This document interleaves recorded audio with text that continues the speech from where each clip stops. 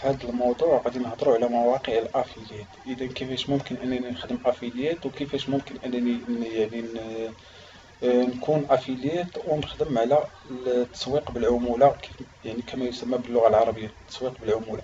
المهم باش ناخذ واحد الفكرة مزيانة على شنو هو التسويق بالعمولة او الافيليت. فمواقع التسويق بالعمولة فهي واحد المواقع كيكونوا عليها واحد الباعة اللي كيحطوا واحد المنتجات ديالهم، كيروجوهم في السوق، وبالتالي نتوما كتساعدوهم باش يبيعوا هاد المنتجات ديالهم، وكتلقاو واحد المقابل اللي كيكون مثلا واحد 10%، 15%، حتى ل 20 أو 30% على حسب يعني الشخص اللي عاطي العمولة باش يبيع السلعة ديالو. المهم الاخوان باش ما نطولوش، بالنسبه للبيع راه ما غاديش نقول لكم الناس راه ما كتبيعش، ولا مثلا راه غتاخذ البرودوي وما غيتباعش لك.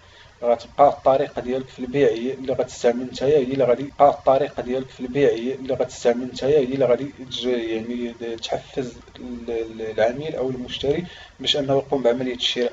وبالتالي فانت غادي تحاول انك تعطيه المنتوج اللي هو كيقلب عليه شخصيا، يعني مهتم بهذا المنتوج هذا.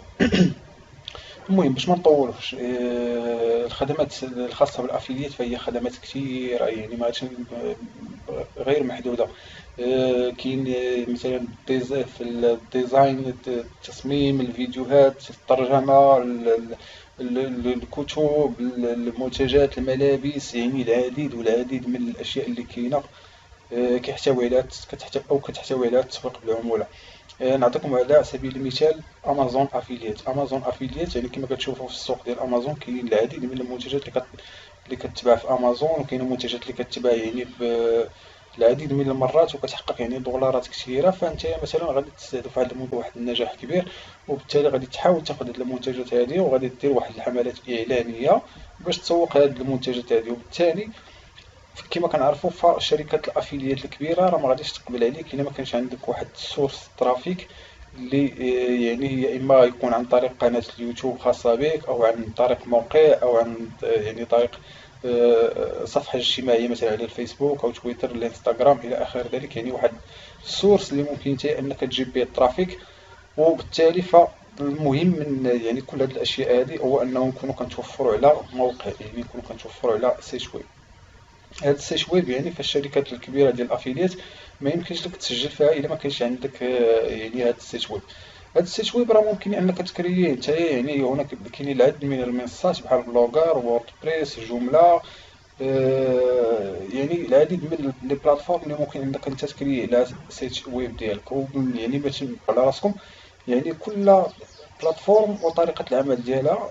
مثلا باش ما الا كنت غتخدم انت شخصيا الموقع ديالك، غتكون عندك يعني واحد تكون كتفهم واحد شويه في لغه البرمجه باش تعرف كيفاش تاسس مثلا الموقع ديالك، كيفاش تحط مثلا لي اوت الخاصه به، وتحط كل الامور المتعلقه بالموقع ديالك. الا كنتي انت شخص يعني ما تعرفش في لغه البرمجه، وما تعرفش تصمم الموقع ديالك، ولا كيفاش يعني تحط الموقع ديالك بشكل رائع، فيعني ممكن تلتجئ لاشخاص كيقدموا هذه الخدمه هذه باش ممكن انهم يقوموا بانشاء الموقع اللي انت يعني غتطلبوا منهم، وبالتالي تخلص لهم واحد المقابل مقابل هذه الخدمه هذه. وكما كنعرفوا فراه طريقه انشاء موقع فهي سهله، ولكن كتطلب واحد شويه ديال الانسان يكون فاهم في لغه البرمجه، ويكون فاهم في بزاف د الحوايج باش يعرف كيفاش يدخل في الامور ديالو، ويعرف كيفاش يتحكم في الاشياء. المهم نعطيكم كمثال بسيط، مثلا ممكن انكم تشتغلوا مثلا على بلوغر وغادي تاخذوا واحد لو نون دومين. راه سبق لي شرحت في واحد الفيديو كيفاش ممكن انكم تشريو نون دومين. الثمن ديال يعني راه فاش كنبغيو مثلا نخدمو راه ما غاديش ناخذوا الامور يعني بواحد النظريه اللي راه ما غاديش يخص يكون عندنا راس المال، راه غادي نحققوا الارباح من الصفر. راه ضروري غادي يكون واحد شويه الكفاح، وغادي يكون واحد شويه الخساره، ولكن واخا تكون هذه الخساره غادي نبداوها في الاول غتكون غير بسيطه، ولكن غادي نحاولوا اننا يعني نستثمروا بعض من هذه الخساره اللي غادي تكون عندنا في الاول، ونحاولوا اننا نطوروها. بحال ما هكا كيبدا اي واحد كيخدم في التسويق بالعموله او كيخدم في الربح من الانترنت، يعني الامور في الاول كتكون صعيبه، ولكن ان شاء الله بالثاني راه الامور كتيسر، وكنبقاو غاديين بشويه بشويه، وكنبداو كنردوا راس المال ديالنا وكنحققوا ارباح، والامر كيبقى غادي كيتوسع، وبالتالي راه ممكن توصل يعني الارباح ديالنا لواحد العدد غادي كيتوسع، وبالتالي راه ممكن توصل يعني الارباح ديالنا لواحد العدد كبير من الارباح اللي كيحققوها اشخاص اخرين عن طريق الانترنت. المهم باش نبقاو في الموضوع ديال الافيليت، كما قلت لكم الاخوان الموقع راه سهل. اسهل شيء ممكن توجه ليه هو بلوغر، تشري واحد التيم مثلا. كاينين العديد من المواقع اللي كيقدموا هذه الخدمه هذه. عندهم، انا نعطيكم انا مثلا اكزومبل، غادي واحد الموقع غادي نحط لكم اللين ديالو في الديسكريبسيون. ممكن انكم تشريو منه تيم قالب يعني ديال بلوغر، الا بغيتو تخدموا على بلوغر ولا تخدموا على ووردبريس، ولا شوفوا نتوما شنو غتفضلوا تخدموا، تشريو منه واحد 10 دولار. تشريو الدومين ديالكم يعني بواحد الدومين بوان كوم ولا كذا، غادي تشريوه مثلا بواحد الثمن اللي غيكون واحد 12 دولار حتى ل 13 دولار. من المهم ابتداء من 8 دولار الفوق. يعني من الاحسن انكم تاخذوا واحد الدومين يكون بوان كوم. يعني كاينين دومينات اخرين غادي تلقاو ب 5 دولار 3 4، ولكن غادي يكونوا دوك الدومينات ديال بوان ام اي ال جي، دومينات يعني م- ماشي احترافيين وماشي يعني معترف بهم بزاف. المهم كما كنعرفوا حنايا فهاد بوان كوم كتكون عندها واحد القيمه كبر. المهم غادي نحاولوا نشوفوا الدومين ديالنا، وغادي نحاولوا ناخذوا داك الدومين من نفس المجال اللي كنخدموا فيه. يعني الاسم ديال النطاق اللي غادي نشريو غادي نحاولوا يكون عنده واحد الاسم من نفس المجال اللي كنخدموا عليه حنايا. مثلا في الافيليات الا كنا كنسوقوا مثلا الملابس، نحاولوا مثلا ناخذوا شي دومين اللي يكون مثلا الملابس، مثلا كلودين شوب كذا كذا. المهم الاسم ديال الدومين ديما يكون في النطاق اللي كنخدموا عليه. وباش نخدموا مثلا في مواقع الافيليات ونحققوا الهدف ديالنا، خصنا يعني ما نتشتتوش في الافكار ديالنا، ما يكونش عندنا واحد التشتت في الافكار. بحال هاد التشتت، مثلا انا ركزت على المجال ديال الحوايج، غادي نخدم في المجال ديال الحوايج واحد المده معينه، وغادي ننقز للمجال ديال الالكترونيات غادي نخدم عليه حتى هو واحد المده معينه. يعني كنفقد اول شيء كما كنقولوا داك الروبورت، يعني داك التحاليل ديال شنو هما المنتجات اللي علاش ما تباعوش لي مثلا الملابس، شنو هما الملابس اللي كان عليا نبيع، شنو هما. يعني كتجمع ديك التحاليل، ومن بعد كتبقى كتحلل طريقة العمل ديالك، وكتولي كتحط من بعد اشياء اللي غادي تحقق لك المبيعات. اما الا بقيتي كتنقز يعني من البرودوي للبرودوي، اليوم مثلا غتخدم في الديزاين، غدا غادي تخدم في كما كنقولوا في الملابس، بعد غتخدم في الالكترونيات، فما غاديش تحاول انك تشد واحد المجال وتفهم فيه مزيان. لذلك كمبتدئ كنصحك انك تاخذ واحد المجال، تحطو في بعين الاعتبار وتخدم على ذاك المجال بوحدو حتى تحقق منه ارباح وتوصل منه لواحد الهدف معين اللي كنتي نتايا بغيتي توصل ليه. ومن بعد ممكن انك توسع في الاعمال ديالك وتزيد طرق اخرى خاصه في مجال الافيليات. وهناك عده طرق من غير الافيليات. المهم حنايا كنشرحوا مواقع الافيليات اللي هي ما غاديش تطلب لك يعني واحد راس المال، مثلا بحال الاي كوميرس، ولا مثلا واحد الاي كوميرس، ولا مثلا واحد الاشياء اخرين مثلا اللي غادي تخص تكون عندك سلعه ولا ستوك وخصك تشحن وخصك كذا. المهم كنقول لك واحد الامور اللي ممكن انك انت تسوق منتوجات الاسواق اخرى، بحال مثلا امازون، بحال اي باي، بحال علي اكسبريس، بحال كاينين عده مواقع اللي ممكن تخدم معاهم انت افيليت وتربح من المنتجات اللي ديجا ديك المنتجات هي كتباع. يعني اصلا هي كتباع، غير انت غادي تزيد تحاول تقرب لدوك الناس اللي محتاجين لدوك البرودويات، تقرب لهم داك المنتج، وغادي دير الاعلانات. ومن الاحسن انه تكون عندك كما قلت لكم يا اما صفحه في مواقع التواصل الاجتماعي، صفحه تكون عليها تفاعل ويكون عليها بزاف الامور، مع لي برودويات اللي غادي نحطو حنايا اللي غادي يعني نقوموا بالتسويق ديالهم. ولا تكون عندك مثلا قناه على اليوتيوب كدير فيها مثلا الشروحات سواء تقنيه او ريفيوهات مثلا على لي بروداكت او التصميم، او حسب كما كنقولوا النيتش اللي غادي تختار انت اللي غادي تخدم عليه مثلا في الافيليت.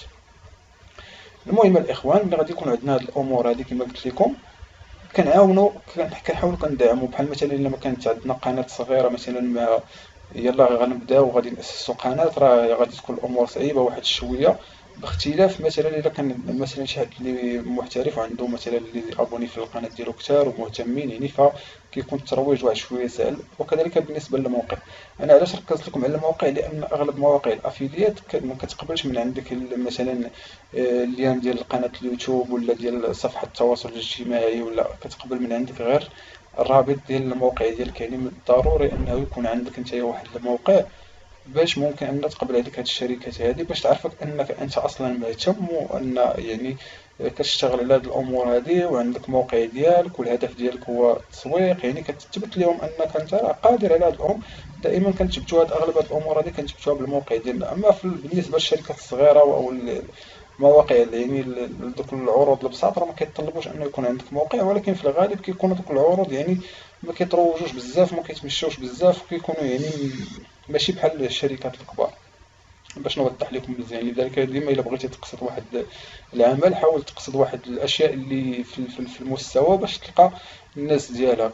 طريقة الاستهداف راه يعني باش تستهدفوا الناس اللي غياخذوا هاد المنتجات هادي راه سبق ليا، وكنقول ديما طرق الاستهداف. طرق الاستهداف ديما كنستهدفوا ديك الفئة المعينة اللي بغات تاخذ هذاك المنتج، وكنديروا الحملات الإعلانية ديالنا سواء على الفيسبوك ادز ولا الجوجل ادز، وكنحطوا الكيورد ديالنا الديسكريبسيون، ودائما كنقلبوا على المنتجات اللي هي ترندلي يعني اللي كتحقق مبيعات، وغادي وكناخذوا مثلا نمشيو نقلبوا عليها ونعاودوا نحطوا مثلا داك اللين ديالها تنروجوا ليه، وديما كندنا وان شاء الله الامور راه كتكون مزيانه. اذا الاخوان كنتمنى تكونوا خديتوا واحد الاستفاده وتكونوا عرفتوا شنو هو التسويق بالعموله ولا الافيليات. هذا بالنسبة للإخوان.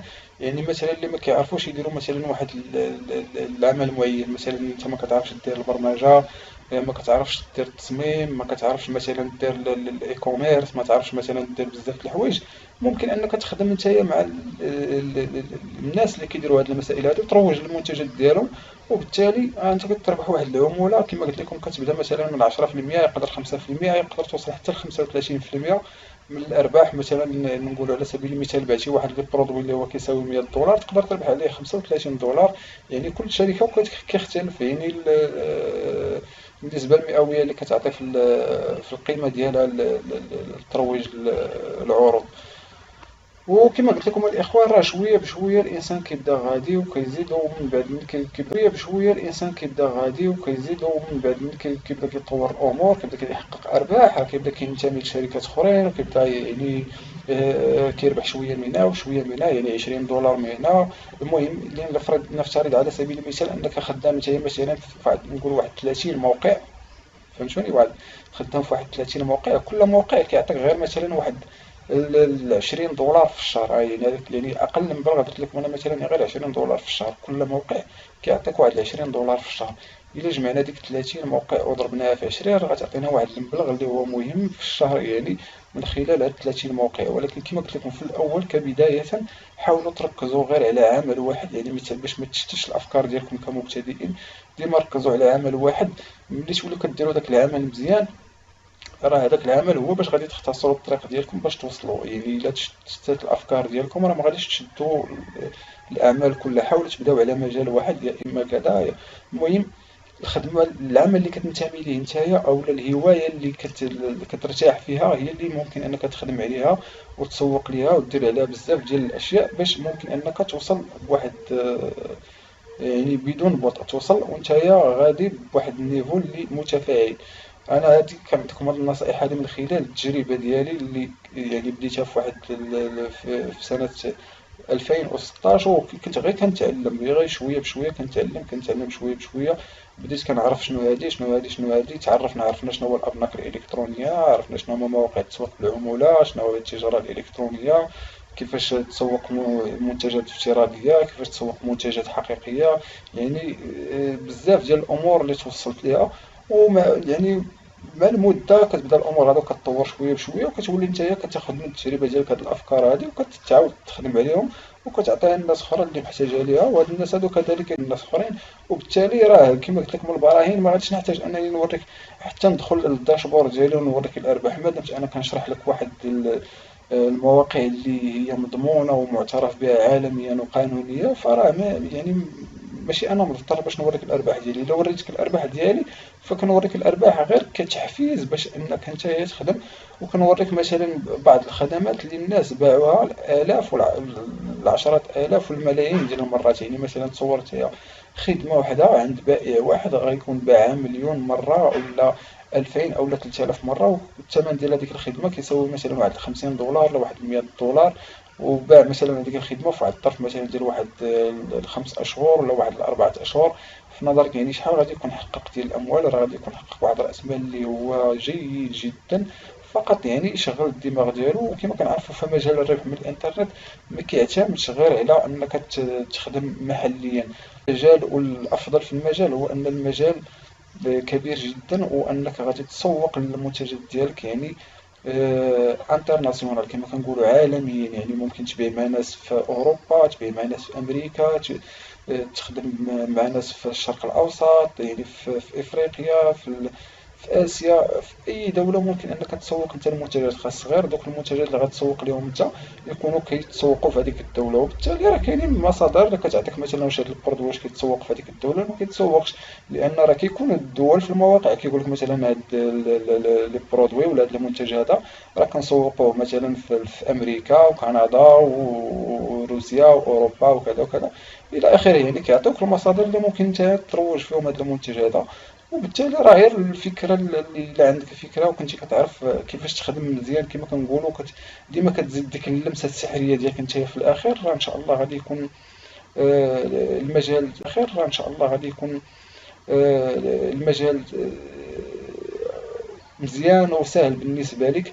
غير في الاول ديما كيكونوا صعوبات وكيكونوا واحد العراقيل وحيت حنايا للاسف اننا فاش كندخلوا كنبغيو نربحوا يعني من كما كنقولوا من الديبار كنبغيو اننا نربحوا. والغريب في الامر ان راه ما كاينش شي حد غادي يدخل وغادي يربح من الديبار.